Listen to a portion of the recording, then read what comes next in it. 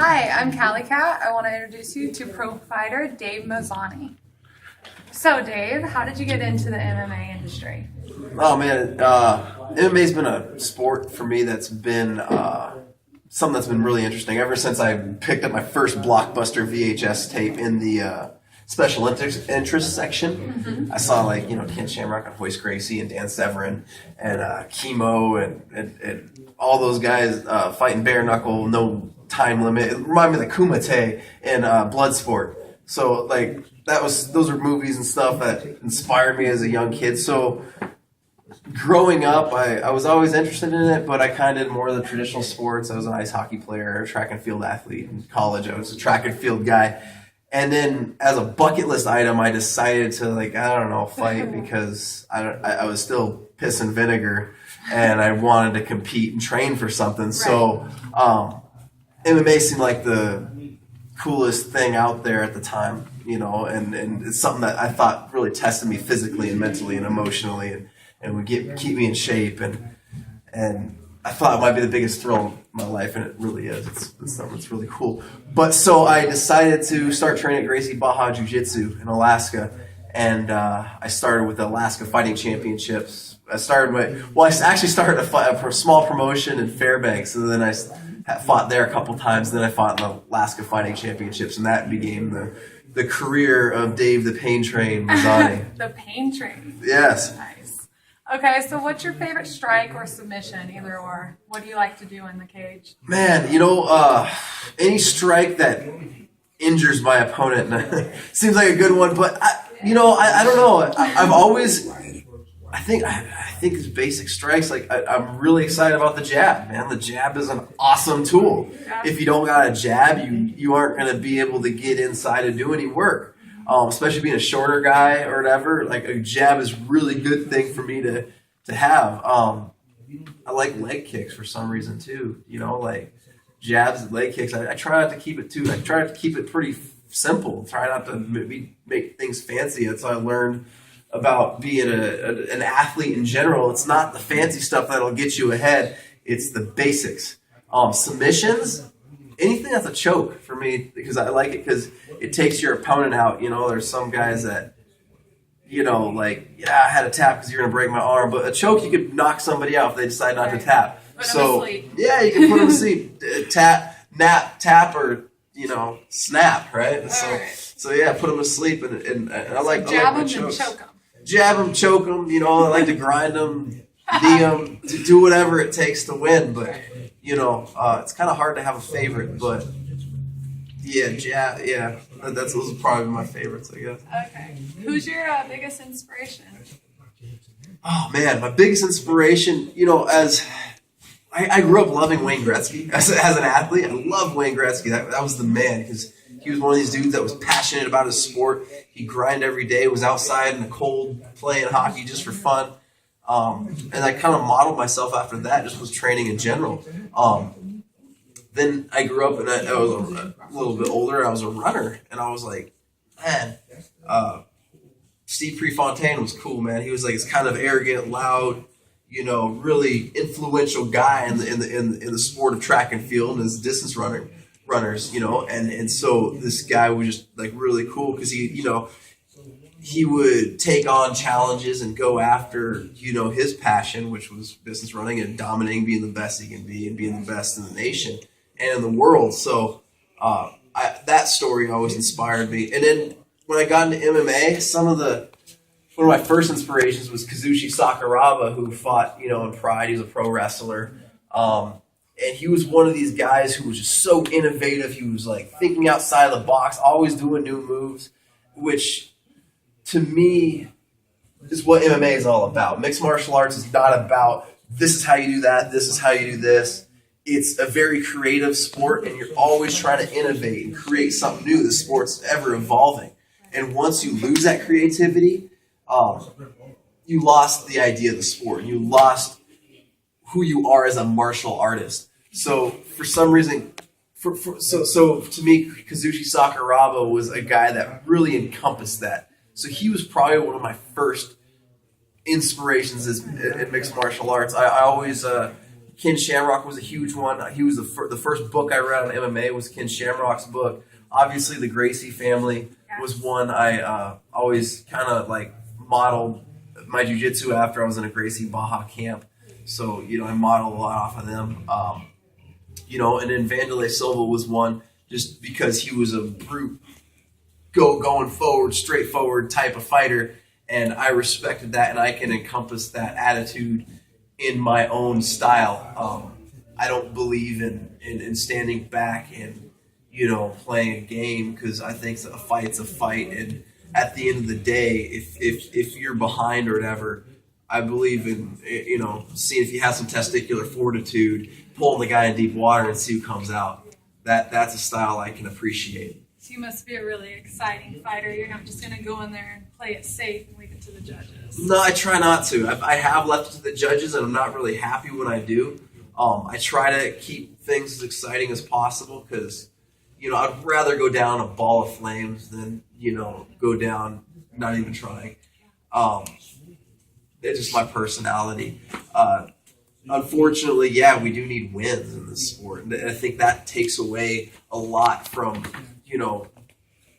a lot of people's fights, because they're so afraid to lose that they can't put on a good show. And at the bottom line, MMA is entertainment. Professional sports is entertainment. It's not a sport. Sports are just made to be sporting. So it's entertainment. We're trying to entertain an audience. So I think the pressure for wins is something that, it takes away from the entertainment factor, because, I would love to strap on my gloves and just go out and just go down a ball of flames and see what happens, throw some heavy leather. We got to do strategy just to get wins. So, that is unfortunate. But, I think my interviews are good. I think my energy is good in fights. I think people are interested in seeing me fight. I think I'm interesting. All right, so you're from Alaska, now in Las Vegas. What team are you training with, and who are your training partners? Right now, my biggest team is Team Dave the Pain Train Mazany. At the end of the day, it's my ass in the cage. At the end of the day, when I'm getting my face pounded, I'm going to be feeling those bruises. At the end of the day, it's going to be my gut, my heart, my passion that's broken. So I'm doing whatever I can to make myself the best fighter I can possibly be. So as far as camps, I'm going to wherever the talent is. I'm going wherever there's people that will challenge me and will give me the best shot. I am fighting for myself, my family, Mazany. Because at the end of the day, it's been myself and my family who's going to be there and who's going to be crying with me. So, or cheering me. I'm all over Las Vegas right now. I'm training. I stuck with my boxing coach, Mike Smith, with Blacksmith Boxing. I get a few training partners here and there that I trained with the last three or 4 years. Those are my solid group. And we drill, we train, we exchange ideas. But then, I'm just bouncing around and I notice if you get too comfortable with the same group of people, you aren't trained with the same intensity. If you stop chasing people in the gym, you won't improve yourself. So right now I'm just looking for people to chase and learning from everybody. Every single athlete, every single coach, every single person can give you one little thing you can add to your game. And this is what I have encompassed as an athlete. I've had many hockey coaches, many track and field coaches, many coaches in different sports, and every coach has given me something that I can take on later on in life and later on in my game. And if I only had one coach, I wouldn't have learned so much. So, unfortunately, this isn't traditional karate martial arts. I'm going to stick with the one master or whatever. I'm sticking with who's loyal to me, and I'm sticking and I'm continuing to work with people who believe in me.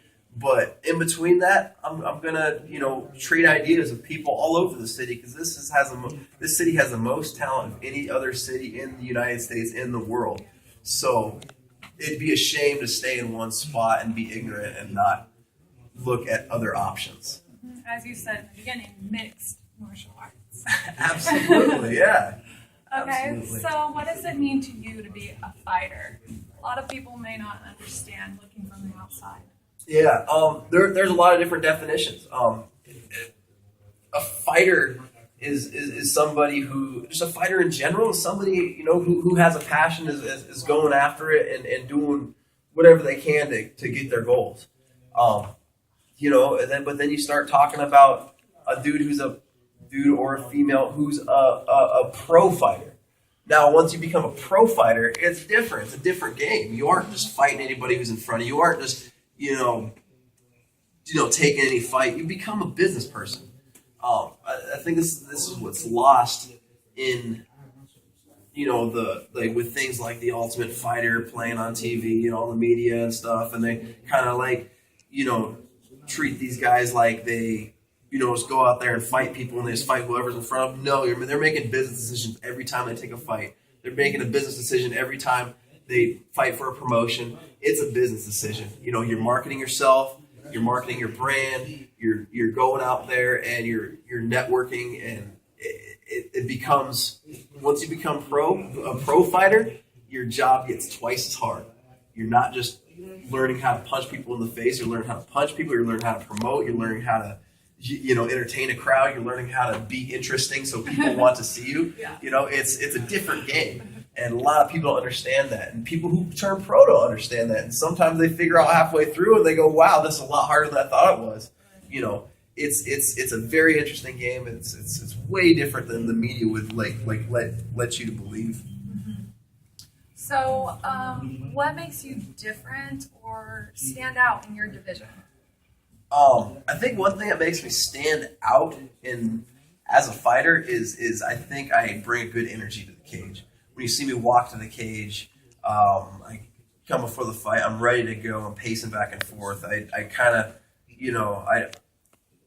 I transform into a different person. I remember a guy that I trained quite a bit, I help him lose weight and stuff like that. He was actually holding this banner for me. And he was like, dude, you were looking through everybody. You know what I mean? He was like, you just changed. I think a lot of people do that, but I guess it's something that, and I'm sure people are in the same boat, but I put my whole life into this, I have a college degree. I've got a good family. I've got good options to make money, but I chose this path because it's something I really want. I really believe in. I'm passionate about, and I want to achieve greatness. So I fight with that type of passion. You aren't going to see me, quit on the stool. You aren't going to see somebody, who doesn't care. You're going to see somebody who really believes in what they're doing when you see me fight. As a fight, I'm a fighter who, gives back to his community. I work with kids at the behavioral health program, Never Give Up. I'm a coach. I coach our amateur team, our amateur guys. You'll see me cornering guys. I put everything in the sport, everything into me as a coach as well. You won't see me out partying all the time. I do my best to be the best I can be, and I think you see that, displayed on my canvas, which is the octagon or cage or hexagon or ring or whatever you see me in, banging heads in. You'll see that displayed on that canvas, which is my performance. That's great that you have time to be able to coach and give back what you've been given, and I bet it's a huge inspiration to everyone that you coach as well as fight. Not a lot of people do that. So, who do you really, really want to get in that cage with? Who do I really want to fight? Just throw down. Man, I don't honestly, whoever I can get paid enough to fight, I want to fight. I want to get paid. You know what I mean? If there's a fight out there that somebody's willing to throw a lot of dollar signs at, I'll scrap with that person. You know what I mean? Yeah. And I don't have any grudges. I don't have any, dream fights or whatever. Because I've heard this question before. No, man, it's like, you don't dream about being in that certain promotion with that certain fighter? No, if I get to the UFC and fight anybody in the UFC, maybe that's the person. Okay. Or I go to the World Series of Fighting. Maybe I'll have the best fight of my life in a promotion like that. Mm-hmm. I've had some of my favorite fights in a small boxing ring in in Anchorage, Alaska, Thursday night fights. You know, I remember people come up to me and be like, dude, that was like the coolest fight I've seen in a long time. You know, and stuff like that is what makes me feel good. And when I dug deep inside myself to get out. And the thing about a fight is it's something you feel inside yourself. It's something you don't know which fighter is going to bring that out of you. You don't know when you're going to get that like crazy, like you have this weird epiphany or you have this weird spiritual like connection with yourself after the right fight. But you don't know who's going to give that to you. Yeah. You know, it could be the most, some random dude, but you and that guy could scrap, and it might be like one of those most memorable moments of your life. You just don't know. So, whoever gives that to me, yeah, or maybe whoever I can fight, who can pay my bills, heck yeah, that would be my favorite guy right there. Awesome, very exciting. So, whenever you hang your gloves up, long time down the road, you're retired. Could be tomorrow. You never know. What do you want to be remembered for? I hanging the gloves up is one of those things that you try not to think about, but yeah, of course you think about it because it could happen tomorrow. Like I said, blow something out, and never fight again. Think positive. Come on. But it happens. You got to be prepared for it. It's going to happen at one point. But I want to be remembered as a guy who's passionate about their sport, a guy who did everything they could to achieve greatness. I want somebody to say he was a great fighter. And I hope I can pass that on later on as a coach. Who knows what I'll be coaching? I don't know. I just feel like if I reach for the stars in this, in this realm, I'll end up somewhere along the same level wherever else I am at after that. So I just want to be known as a dude who maybe influenced other people and maybe inspired them, but achieved greatness, and that's what it's all about. Yeah. All right. Well, it was a pleasure meeting you, and I'm looking forward to your next fight. Is there anything else you want to shout out to the? Yeah, I'd like to thank sponsors right now. Blacksmith Boxing, Dog Boxer has been there. Fight Labs supplements, the best supplements on earth. Check them out. Fight Church, of course, they've been really supporting me really well. And all my management who's been helping me out there, Dean Panis and Lance Foreman and Johnny over in Seattle helping me out. Everybody's been great. So, and all my training partners. So thank you very much. Awesome. It's been good.